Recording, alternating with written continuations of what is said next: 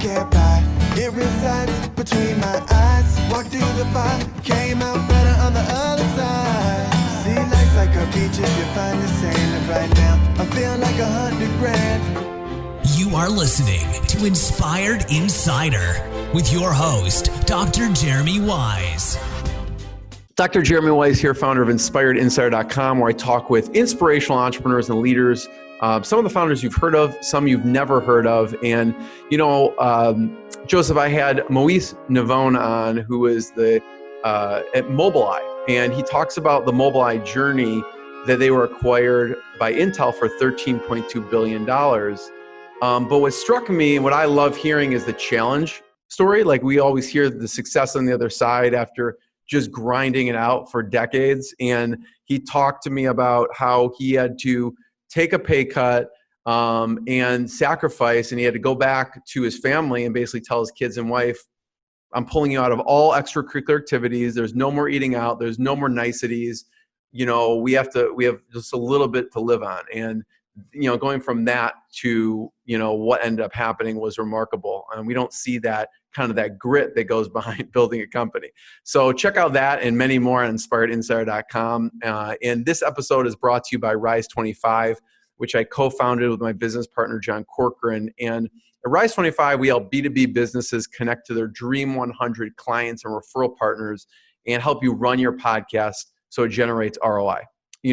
But podcasting, Joseph, for me is a lot more personal. It's not just about business. It was inspired by my grandfather, who was a Holocaust survivor, and him and his brother were in concentration camps in Nazi Germany, and they were the only people to survive out of their family.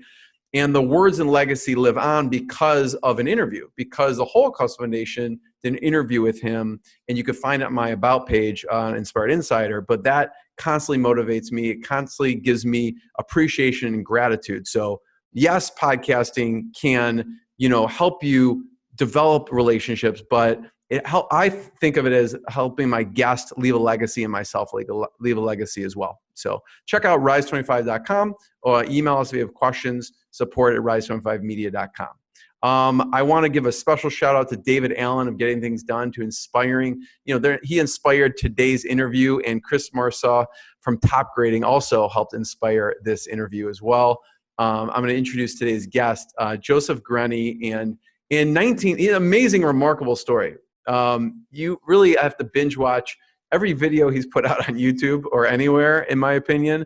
In 1990, he co-founded VitalSmarts, which today is one of the most respected corporate training and organizational development companies in the world, with clients representing 300 of the Fortune 500 companies.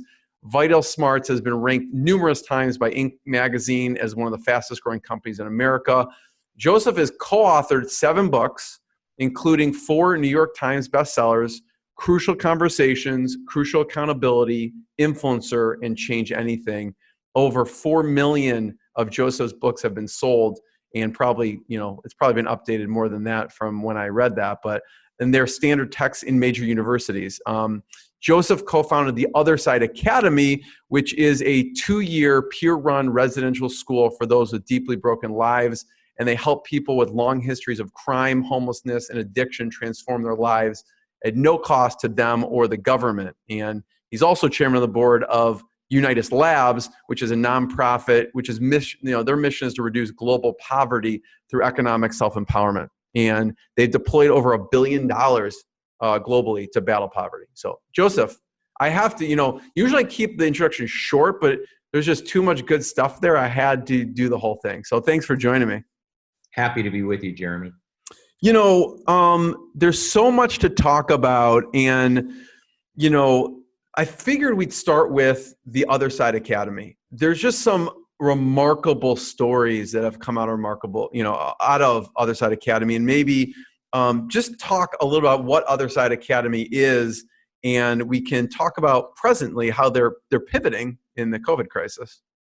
Yeah, absolutely. And, with an audience that's interested in entrepreneurship, I think this is one of the greatest challenge stories any of us who are struggling to get an enterprise off the ground ought to take as kind of a motivator to us.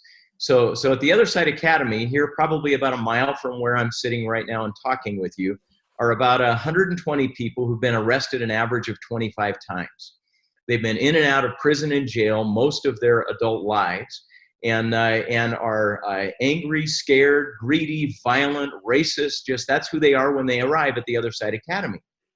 And yet, within a matter of days, they pull together in a way that helps them run world-class enterprises that are remarkably profitable, that are highly rated, that are top of class within their industry groups.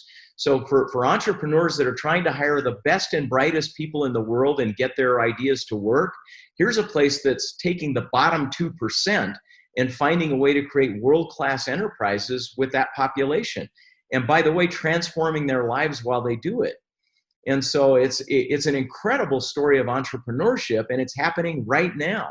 So if it's possible for us to take people that really have no reason to succeed and run world-class enterprises, what are the rest of us capable of? That's the Other Side Academy. So, with Other Side Academy, what was the original idea? How did that come about?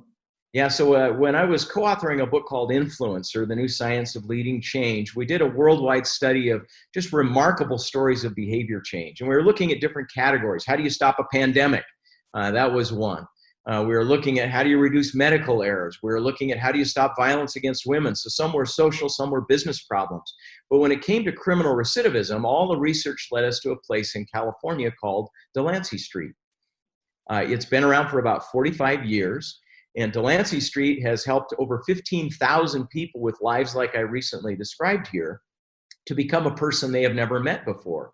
And again, it's a self-reliant model. Nobody pays. The government doesn't pay, insurance doesn't pay, participants don't pay, and they can stay for years if they need to while they're working on becoming a different person. So I was so struck with that model. My background is social science, and so my endless fascination is why people do what they do and how you can help them change. And here's this place, which is entirely self-reliant and run by criminals, frankly, that is doing these remarkable transformational things. And I thought the whole world needs to know about this. Well, I got so immersed in it as I wrote about it in the book that it swept me off my feet. And years and years later, I continued to think, why is this not scaling? Well, that's what I do. My work is organizational theory and organizational development. And so after kind of nudging the founder and saying, why is there not a bench like you have here in San Francisco in every city in the world, I finally decided to take it on myself.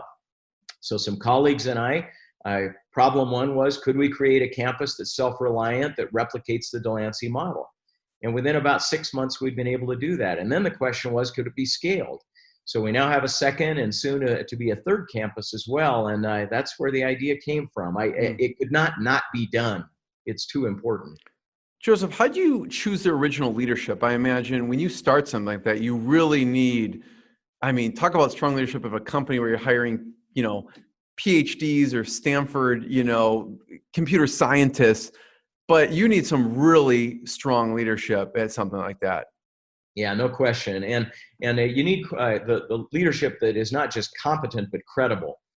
And so you think about students that are coming in. We had a guy sit on the bench yesterday. The bench is the access point if you want to come into the Other Side Academy. So we had a guy sit on the bench who's been 20 years in prison. If you had some little therapist with a clipboard and a white coat, this guy would eat him alive. And so the leaders have to come from that same background. We were fortunate to find a man by the name of Dave DeRocher, who had come up through Delancey Street, stayed his 2 years, was forgiven of a 22-year prison sentence, and then stayed an extra 6 years and became a leader in the house. I found him out in industry working in another profession, and we were fortunate to have him join. He gathered a few of his colleagues, and we have this world-class team whose job it was to grow leaders, not just to start a campus, but to take students that were coming in and help them be the next generation of leaders. We're now on our third generation after about 5 years at the Other Side Academy, and that's where the leadership has to come from. They need not just the competence, but the credibility to have an influence with our students. Yeah. So they were products of the Delancey Street, and so they really were the same background, but they had, proven to themselves and, the companies that they could, basically change. Yeah, absolutely. Yeah, and Dave DeRocher is a remarkable person. If he had lived a different life, he'd probably be running General Electric or something like that today. He was a shot caller on the prison yard. He's just a born natural leader, but he was wearing a black hat rather than the white hat. And so he needed to switch the hats first and kind of develop character and a sense of morality in his life. But I know of no person whom I would trust with some more sensitive duties than Dave DeRocher today. It's a testament to all of us that all of us can become something better than we are today. Yeah, there's an interview, I don't know if it's mocking, but an interview that David is doing, and he's interviewing someone. You're listening to the questions. I wonder if you could talk about. It's sort of how the structure of a listening change, right? When he goes through those questions, would you just talk a little bit about some of the methodology and maybe add some color to that? Yeah, I'd be happy to. So, one of the real challenges for a new student, as somebody wants to enter the Other Side Academy, we have to assess whether they've got the right motivation. Ability you can fix. We don't expect anybody to have skills when they arrive at the Other Side Academy. They're broken. But what we do have to assess is, do we think this person is serious about wanting to change their life, not just beat a prison sentence? Because if they stay at the Other Side Academy for 2 years, they might be forgiven of a 5, 10, 15-year prison sentence. So sometimes the arithmetic is a motivator. And so the nature of that interview is remarkable. And I think it's an important lesson for us as business leaders as well. We need to learn how to understand who a person is and what their real values are. So one of the questions Dave might ask in that interview is, do you have kids? And for most of our students, the answer is yes. They'll say, oh, you do? How many kids you got? The answer could be 3, 4, 5, 6, 7, who knows? And they're scattered across the planet generally. He says, do you love your kids? Now, the candidate almost inevitably at that point says, of course I love my kids. And then Dave will lean forward and kind of point his finger in their face and say, wait a minute, I thought you told me you've been in and out of jail 30 times over the last 5 years. You've served 2 prison sentences, and now you're on your way to another 5 years in prison. Tell me, when you're in prison, do you have your children visit you? They'll say, of course I do. I want to maintain contact with my children. He'll say, you bring your children to prison. You actually have the audacity to bring, what did they do to deserve to go to prison? He says, tell me, with the way you have treated your children over the last 7 years, how would you treat them if you hated them? Now, this is a moment in the interview, because what we're testing for in that moment is, number one, are you willing to hear somebody describe to you who you really are? Are you willing to take a look at the kind of person you've become? And number two, do you care? Most people at that point are affected by it. You'll see people tear up. You'll see them kind of reframe the story they've been telling themselves in that moment. And they'll say, no, I guess I don't. I thought I did, but I don't. That's a person you can work with. When somebody has that kind of humility, there's a place that we can start with. And that's what we're looking for as we test candidates to come into the Other Side Academy. Yeah, because they aren't automatically put in there. They have to want to come in there. That's exactly right. Nobody is court ordered. So you might have been on your way to prison, but you're the one that has to persuade the peers that you'll be entering the house with at the Other Side Academy that you're a good bet, because they're going to have to live with you. They're going to be in the dorm with you. They're going to be running a moving company with you or a thrift boutique with you. And so they don't want you if you're not serious. So yeah, it's that's the evaluation. Joseph, what are some of the businesses that have come out of the Other Side Academy? Yeah, at this point, we started with what's called the Other Side Movers, which is now the #1 rated moving company in the entire state of Utah. Now, absorb that for a moment, Jeremy, and all of those that are listening. Imagine going to market and saying, hey, we're longtime felons. We would like to come into your house and move your valuables. Not a marketing message you would expect to succeed. And yet, if anybody goes on right now onto Thumbtack or Home Advisor or Yelp and types in the Other Side Movers, you will see a list of 5-star reviews longer than you'll have time to read, almost exclusively 5-star reviews, run by a bunch of felons. And the reason they're so successful is because we've created a culture there of high performance and accountability that is the envy of any organization in the world. And so every successive enterprise they've started has had the same performance. Profitable, highly respected in the community, incredible standards, and we literally have employers lining up to hire our graduates as they come out. One of my favorite lines of any of your videos, okay, is when you were talking, I think it was a radio host, and you asked him if he would be your first trial. I don't know if it was a radio host, you know what I'm talking about? Yes, And I do. he said, probably, I don't know. I'm not so sure about it. So what did you say? Oh yeah. So this was Doug Wright. He's a celebrity in our market here in Utah. And I heard that he was moving. He was talking on the radio, and one of his sponsors apparently was probably the company that was building his house or whatever. And so this information crept out. So a friend of a friend knew him and got me on the phone with him. And I said, "Hey, Doug, tell you about the Other Side Academy." He goes, "Oh, it's terrific. It's wonderful." And I said, "We're starting a moving company." Long pause. And I said, "I understand you're going to be moving." And he said, I am. And I said, "Well, I know how much you like to get behind great causes, and we'd love to do the move for you."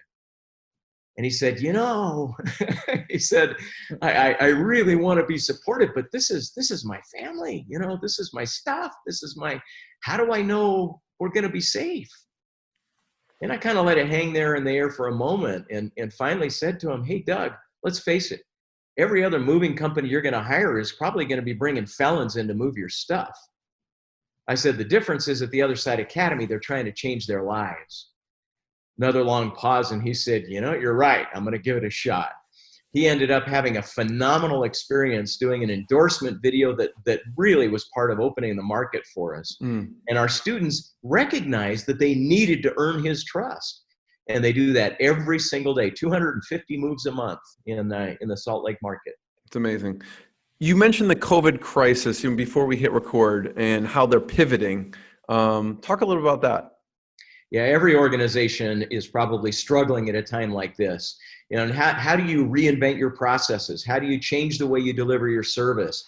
How do you cut things that need to be cut? How do you make hard decisions? In most organizations, we struggle with that. One of the reasons the Other Side Academy succeeds is because it has a culture of what we call 200% accountability. What that means is everybody is not just responsible for themselves following new standards, protocols, hygiene practices and policies or what have you. They are also 100% responsible for everybody else around them. And you watch today as businesses are trying to reopen, and you see so many that are floundering because we start with a rush of enthusiasm. Everybody's glad to have their jobs and glad to be opening our restaurant or bar or tattoo parlor, whatever it is again. But then within a week, everybody goes back to laziness. Now, the only way you maintain high standards and compliance in any organization is if everyone is responsible for everyone else. And that's what happens at the Other Side Academy.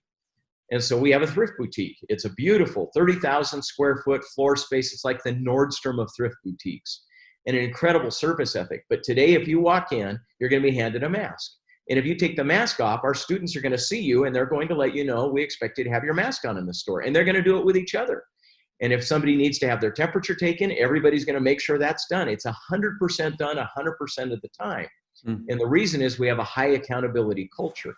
So when you talk about pivoting, the real challenge for us as business leaders is not just coming up with a new idea, it's influencing people to comply with those ideas and to execute on them flawlessly.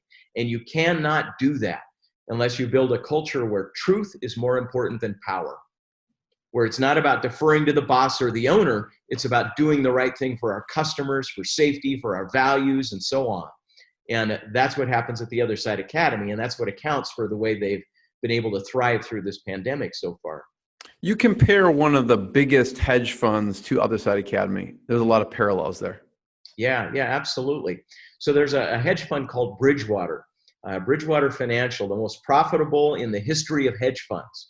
And they have exactly the same kind of culture, a culture where the founding partner of the firm, his entire focus is on saying truth is more important than power.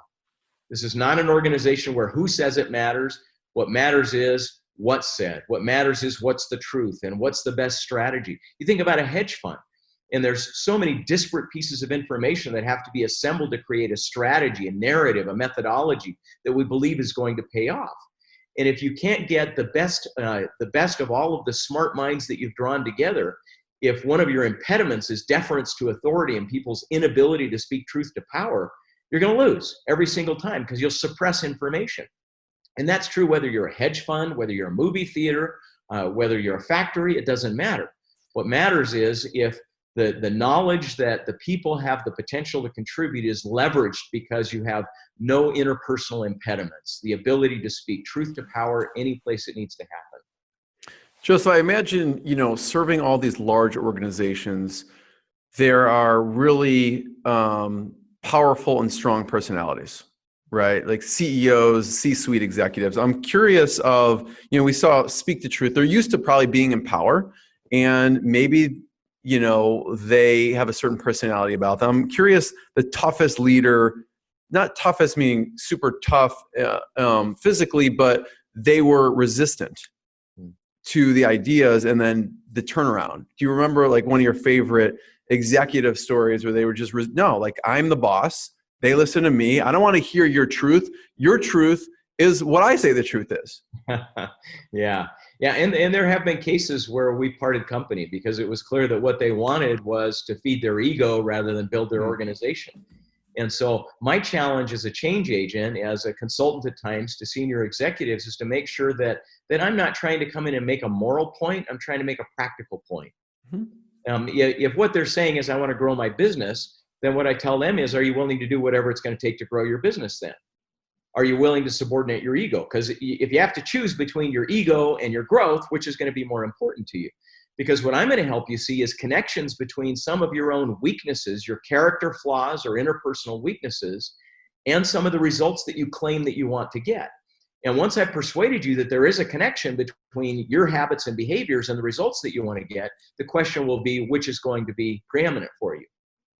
Yeah. And there are times where at the end of the day, leaders don't want to hear that. And that's fine. We part ways. But more often than not, I think you can motivate through natural consequences. When people see those logical connections and they recognize that I'm in my own way, then they tend to suck it up, swallow their pride, and begin to work on the hard work of change. Yeah, it's a tough one.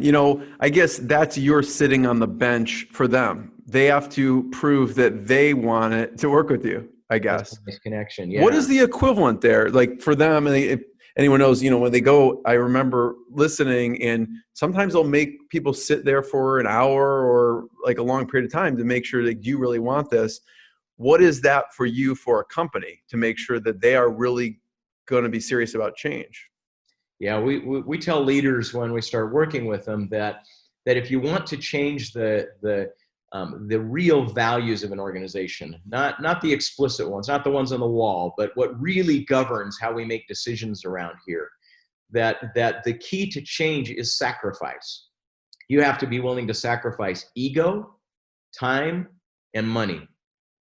And so if people don't see that you're willing to put particularly ego on the line, then it's a farce. Then what you're claiming you want from them just isn't true. So I was working with a senior leader of a large defense contractor a while back, and he claimed that he needed to speed up decision making. And it was clear that people's inability to be honest with each other was part of the reason decisions bogged down, because all of the real information came out too late or never.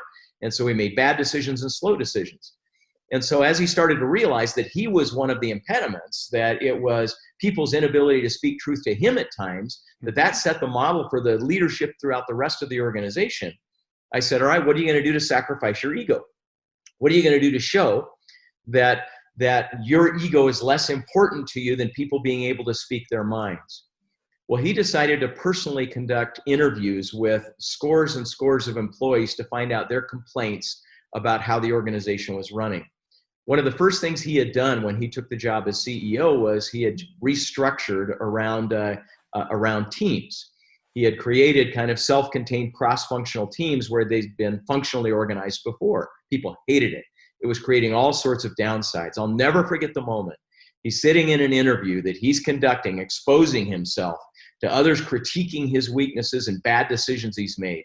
There are 10 employees from probably like 50 levels down in the organization sitting in the room. And it's dead silent because none of them believed that they could say whatever they wanted. And so he's sitting there and he says, if you could change anything, if I handed you a magic wand, what would you want to do differently here? Everyone's staring at their cuticles and, just counting the minutes until this excruciating 30 minutes is over. And finally he said, I'm going to take a shot at something. He said, I understand there are a lot of people that are pretty dissatisfied with the restructuring that we did with moving to cross-functional teams 18 months ago. I'm guessing a couple of reasons are, and he gave a couple of compelling reasons and did so in a way that sounded almost convincing. Heads started to sit up. People started to lock eyes on him. And finally, one guy raised his hand and dumped. And he responded well. And then another one dumped and another one dumped. What was important was not just the information he received there, but after they left that interview, it hit the hallways like a wildfire. And the story that went across the organization was that he was serious, that he wanted truth. But it wasn't until he sacrificed his ego, that he was willing to sit as a petitioner in front of people who were experiencing the downside of his policy decision, that people believed that it might be real. So that's what's critical. The bench is, are you willing to sacrifice things that you would have previously protected in service of what you say is important to you? You know, what's critical in that is if he would have reacted in an angry way, that would shut the conversation down. And then the word wouldn't have spread. And how do you coach people? What's the best ways to take tough feedback? Yeah, one of the most important therapies when you're feeling defensive is to stop and ask yourself the question, what do I really want? Our behavior is really governed by our motives, and often our motives aren't even apparent to us. So in moments where we're being defensive and we're protecting our ego, we're the last to realize that's what's happening. And one of the best ways to overcome a degenerated motive is to make it apparent to yourself. So the two questions that I coach leaders to use are, number one, what am I acting like I want right now? What am I acting like I want? Tell yourself the truth. As soon as you ask yourself that question, you're going to get an ugly answer. You're going to realize, oh, I'm acting what I want is for people to defer to me, to make me feel good about myself.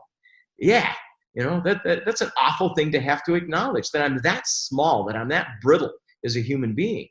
And then the second question that comes is, what do I really want? What do I really want for me, for others, for the relationship? What do I want? If you get in touch with your higher motives in that moment, it will transform your response. So one of the best ways to inoculate yourself against that kind of defensiveness is to be clear about your motives. Even write it on a 3x5 card before you enter a situation where you think you might be vulnerable. If you haven't had that kind of preparation moment, it's possible to cue yourself to do it in the moment as well. It's an incredible therapy. Yeah, that's a tough one, right? Because you're in the heat of the moment. Also, sometimes personal relationships, family knows how to push your buttons better than anyone. Yeah. So you say, basically, remember those two questions. And even in the beginning, if you know you're going to be triggered, you're going to a situation you may be triggered, have that handy to look at them. Yeah. And family is a whole separate category. The level of vulnerability goes up so high in those relationships. Oftentimes you can practice a little bit at work and hopefully get better at home. Because work's a little bit, the emotional stakes are a little lower. Yeah. You gave a talk at Google and you're talking about procrastination and also creating change. And what I loved about that is you talked about how it's not just willpower, because people immediately say, how do you create change? How do you stop procrastination? And we all go to, well, it's if we just had more willpower. So you could talk about a few other factors. It's way more multidimensional than I was, even realizing when listening to you. Yeah, the book we wrote called Change Anything it was a powerful transformational experience for me writing that book, to realize how naive we are about our own behavior. We all think we're masters of our destiny, and we think that with enough willpower we can get things done. But I think the evidence of the last 30 years for all of us that have grown up during this period, we ought to be the first to recognize that we are controlled and manipulated by so many sources of influence around us. And we ought to be humble enough to start recognizing that. So the basic message of Change Anything is, if you want to control your behavior, you have to take control of the things that control you. And there are a set of 6 different categories of influence that control your behavior. So one, for example, is just proximity. What is close is in control. If you put a bowl of M&Ms within arm's reach, you will eat a lot of M&Ms. End of story. if you put those M&Ms, in fact, we did this experiment. We took an office building that had about 50 different offices in it. We put M&M bowls. In some of them, they were about 2 feet away from the desktop computer. And in others, they were up on a bookshelf. And then over a period of a week, we measured how many M&Ms got eaten. Now, I'd encourage your viewers to just predict. What would you predict?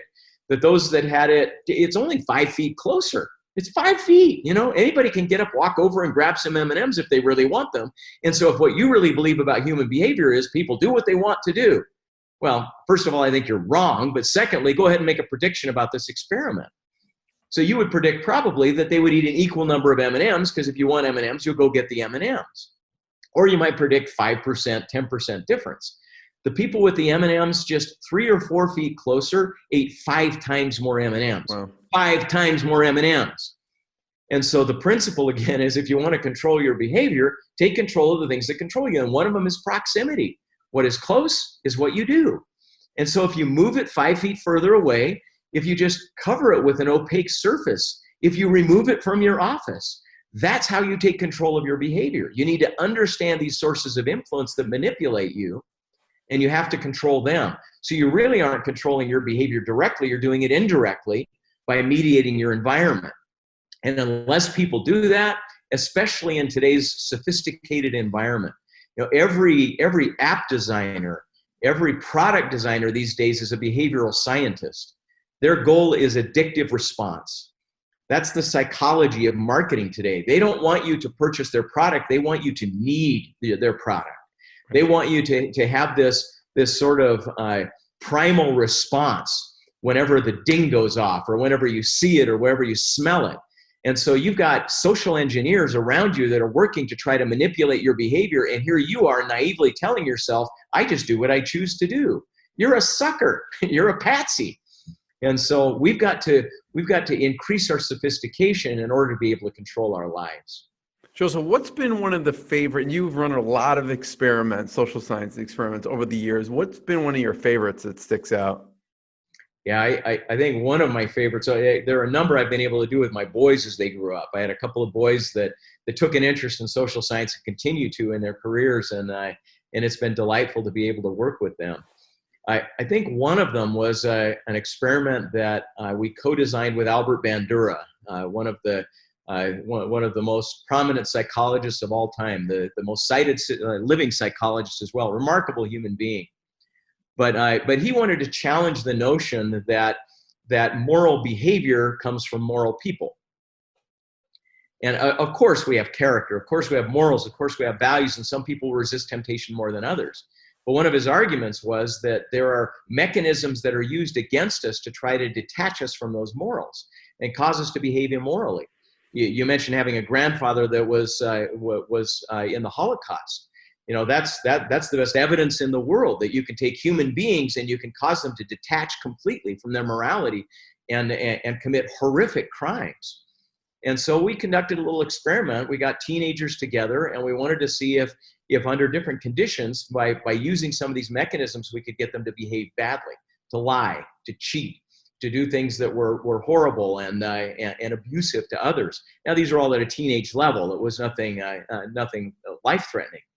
But it was remarkable testing these theories in cooperation with Dr. Bandura, and finding that you and I are far more susceptible to manipulation, to influence, than we like to admit.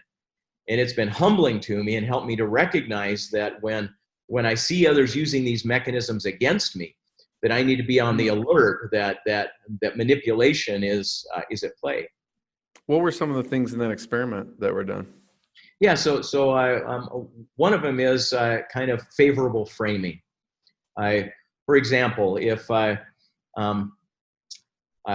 the experiment we had one group come up with a name for their team, they were going to be competing with the other group, and they came up with a name like the Champions. And we said, the other team has decided to call themselves the Rats. Now, if the other team had called themselves the monks or the nuns or the orphan children or something like that, we wondered, just the name of that other team, does it allow me to treat them differently? So when you and I start to frame another person in a different way, when we refer to them as a category or when we dehumanize them in some way? Does it give us permission to behave differently towards them? Well, it was astounding to see that as soon as that team was told that they are calling themselves the rats, this team over here felt it okay to cheat, to lie to them, to steal from them. All of these things became more permissible in spite of the fact that I see myself as a decent, honest human being. So little mechanisms like that make an enormous difference. That's really amazing. The birth of VitalSmarts, I believe, was in a car or a vehicle, right? As actually was my daughter, was born in our minivan, literally. So were different, right? Years, but. What was the original idea that you came up with your co-founders? Yeah, it was a magical moment, and I am forever blessed by that having happened. Whether it's serendipity, coincidence, or divine intervention, it was an incredible blessing for me that in the summer of 1990, with Al, Carrie, Ron, and myself, we were kind of sitting and dreaming, talking about where we wanted to go with our careers. You were just all friends at the time. Yeah, we were acquaintances, business colleagues, and so on, with a lot of respect for one another. But one of our suspicions was that one of the most broken markets in the world was the market between what social science knows and what leaders and parents and business entrepreneurs need to know in order to succeed. That the social sciences know so much about human beings and human behavior, but very few leaders who really are the ones that should be understanding human beings and human behavior, very few of them have access to that. And so our dream was to say, could we change the world by helping people become more sophisticated at influencing positive behavior change? Could we solve this broken market problem? And we set out to do that, and hopefully have made a contribution in that direction. Many are. It's a problem that still needs to be solved. You and I, as voters, as citizens, as people interested in our communities with the COVID crisis, take a look at that, for example. The COVID crisis is one that we hope eventually will be solved by medical science. But medical science can't do it yet. They have no therapies, and they have no inoculations. And so it's a social science problem today. It's a problem of trying to influence human behavior. And if we have leaders across the world that don't get social science, that don't understand why people do what they do and what it takes to help them change, we'll continue to lose hundreds of thousands of lives. So, Joseph, what are some of the services that people check out VitalSmarts? Like, what is VitalSmarts? How can I, utilize the services? What are the different ways they can engage with your company? Yeah, so VitalSmarts is about changing the world by changing behavior. And we work primarily in a business context. So leaders who are trying to understand how to get truth out in their organization. We have training on what's called crucial conversations. It's been a best-selling book. And so that book is very helpful for leaders to create a culture where people can speak truth to power. We have one called Crucial Accountability, which helps build a culture of 200% accountability, as I described earlier. We have training on influence. How can leaders be more sophisticated about understanding why people do what they do and how to create rapid, profound, sustainable behavior change? We also, as you talked with David Allen, have training on getting things done. So getting things done is a way of creating not just a high productivity organization, but a sustainable high productivity organization. It's remarkable intellectual property, and our newest release is called The Power of Habit. There's no more critical success factor in an organization than people being able to change their own habits to align with the direction the organization is going. It's a best-selling book written by Charles Duhigg, who is now part of our intellectual property team, and just phenomenal material. So we focus primarily on the small set of skills that create the biggest impact in organizational change to improve performance. So they can get the books, they can get trainings, online trainings, and they could also hire you, and you will come out and do more individual trainings for companies also? Correct, yeah. And the trainings these days are available in 3 formats. You can get it online anytime. You can get virtual instructor-led, so live sessions virtually, and also classroom training, which today we're not doing so much of, but as we return to normalcy in the next year or so, there will be opportunities for that instead, but all digital available as well. So talk about some of the mentors or colleagues that have influenced you. I know we talked about David Allen. I know Stephen Covey was a big influence as well. Very much so, yeah. Yeah, Stephen, I was very fortunate to become friends with him as he was opening his organization. I worked with him for about 5 years, and he was one of the first to really be able to kind of unequivocally state that the success and the performance organization are inextricably connected with the morality, with its character health, and to advocate for that. And as he made that connection clear for so many millions across the planet, it inspired me to try to look for other ways that we could try to improve the character, values, and ethics of organizations. And so I hope we've built on his legacy. He was important. I mentioned Albert Bandura. There have been scores of others that I've had the privilege of working with that were formative to me. Yeah. You also, thanks for sharing that. You also talk about zero lag time, which I think is a very interesting concept as well. Yeah, one of the most enduring findings from our research on organizations is that you can pretty much measure the health of an organization by looking at one simple thing. And that is the average lag time. And you have to buy the book for Crucial Conversations to find it. No, what a great point to cut. Yeah. Boom, sorry. No, go ahead. And it would be worth the price of the book for the one concept, because if leaders just go to work on this one thing, and it doesn't just apply to the organization, it applies to your executive team, it applies to relationships at home, relationships with your teens. The one thing that you have to pay the most attention to is the lag time between when people see it and when they say it, between when they feel it and when they discuss it, between when they think about it and when they reveal it. It's all about lag time. The longer it takes for information to come out. So you think about it in personal relationships. If you're in a marriage and your significant other, your spouse, has concerns, the lag time it takes before that gets on the table in a healthy way is the place where all the bad stuff happens. All the resentment and the Cold War stuff, the competition, the cheating, lying, any of that, all of it happens in that lag time. In organizations, it's the same. The lag time between when one department is concerned with another department, the lag time between then and when they sit down and in a constructive way get that out on the table, is where you develop mistrust and politics and petty games, and that's where it all happens. And so if you create an organization where the lag time is as close to zero as possible, you create the best opportunity for two things to happen. And that is, number one, for you to execute flawlessly, and number two, to innovate consistently. Those are the two dependent measures of the health of an organization: execution and innovation. If organizations can do those well, they can thrive and survive.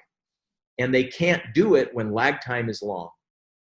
Because it will just fester inside of people. Yeah. So you think about execution. And if somebody is making mistakes, in most organizations, people wring their hands, they take it to HR, they hope it gets escalated to a leader, but day after day after day after day, we did a study with the Wall Street Journal years ago and asked, I think about 4,000 respondents. We said, do you work with somebody you would describe as a liar?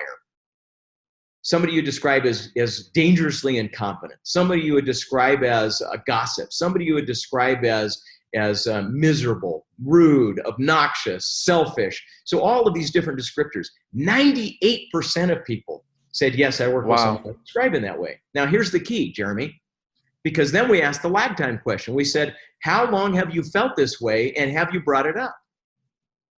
The average response was 4 years. Wow. And 1 out of 5 people said that they had addressed it honestly. 4 out of 5, no. So for years, this is going on. You want the scariest version of this? We do this in hospitals.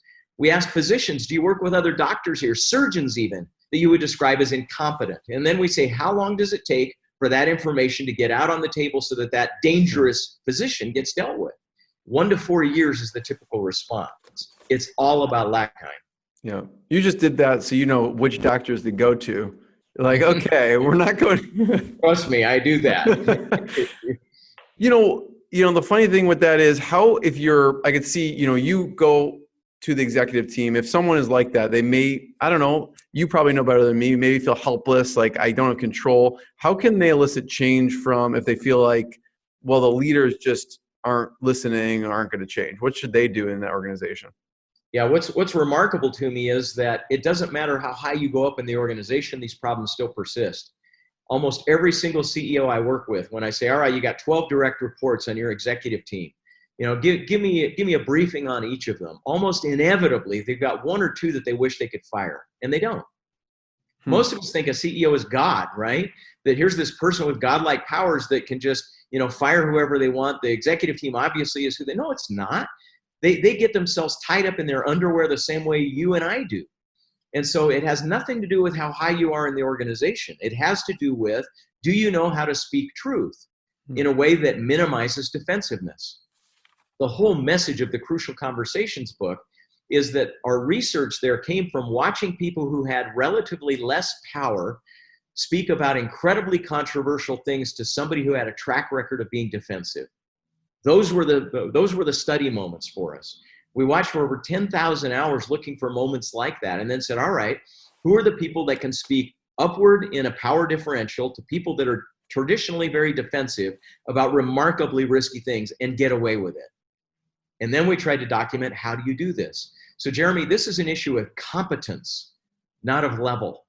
This has less to do with the power level that you've got in an organization and more to do with your competence at expressing truth in a way that minimizes defensiveness. Joseph, first of all, thank you. Thank you for the work you do. Thanks for putting out in the world. I suggest everyone check out VitalSmarts, check out Crucial Conversations, Other Side Academy, any other places we want to point people towards online, or any final thoughts.